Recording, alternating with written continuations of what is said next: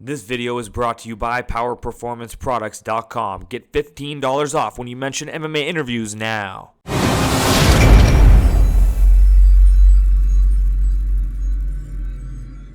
When in his life did it really dawn on you, like, wow, he's gonna do big things in athletics?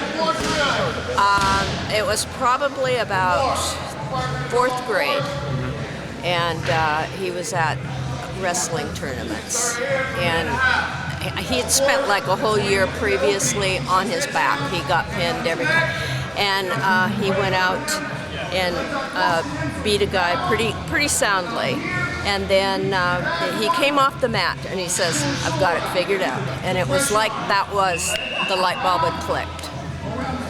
And what do you think puts him above a lot of the others, you know, in this sport and in combat athletics? Do you feel like it's his mind, his physical ability, his work ethic?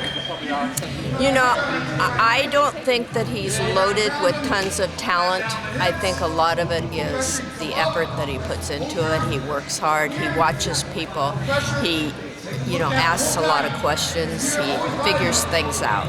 So I would say it's more his mind than anything else.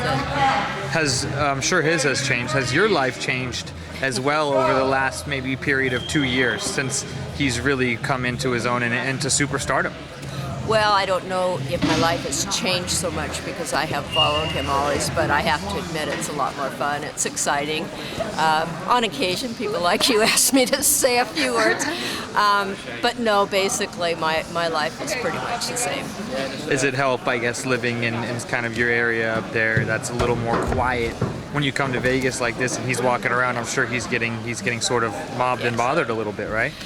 Yes, and it is. At home, there's, a few people will say good luck or whatever, but no, nobody's wanting autographs and that very often.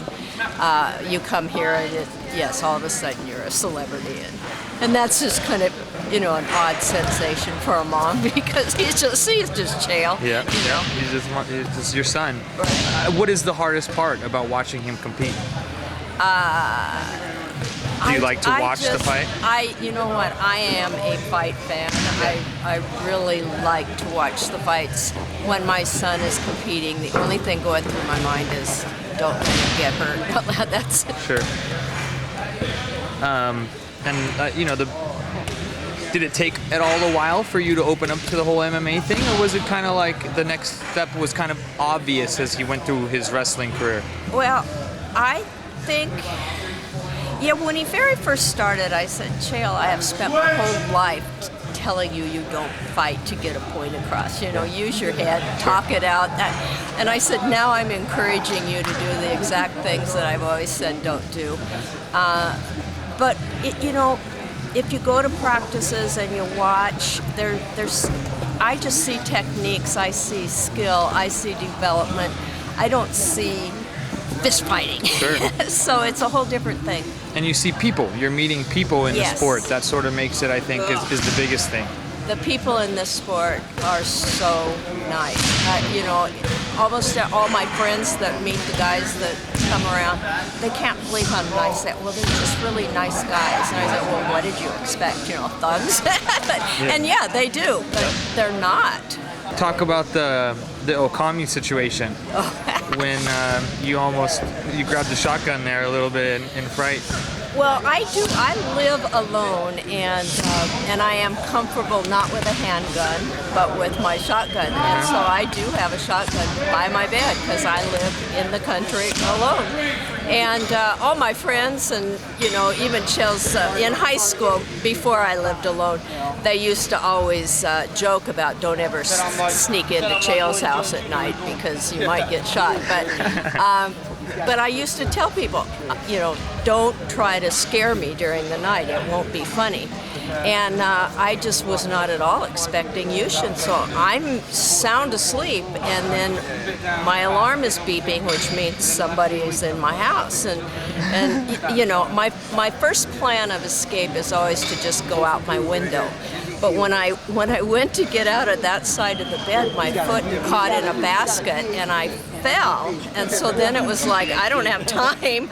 So I grabbed my gun, and then I said, I have a gun, thinking that, if it I don't know if that's Made the it known. smartest thing to say, but that was, and and the thing is where the alarm is, and I think Yushin had the numbers, and so he was trying to get it on his phone and he had a backpack and everything, so every time he moved, his backpack was hitting against my door. Well, I thought whoever's out there is, trying to come in the door, and so I thought, I said I have a gun, and then I closed it, and it does that kind of ka-chang thing, and I don't know if at that point he heard that, or if he just thought, tell her who it is, so then he goes, Yushin Okami, thank you, and it was like, oh, thank God, I'm not going to die tonight, Quite the opposite. You have a good protector instead at your door, I guess. Yeah, so I put the gun down, went out, hugged him, and I don't know if Yushin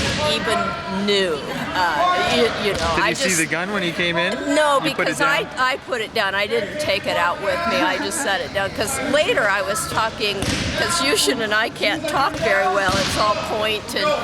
And I was talking to Gan, one of his translators and coaches, and I was trying to explain it to him.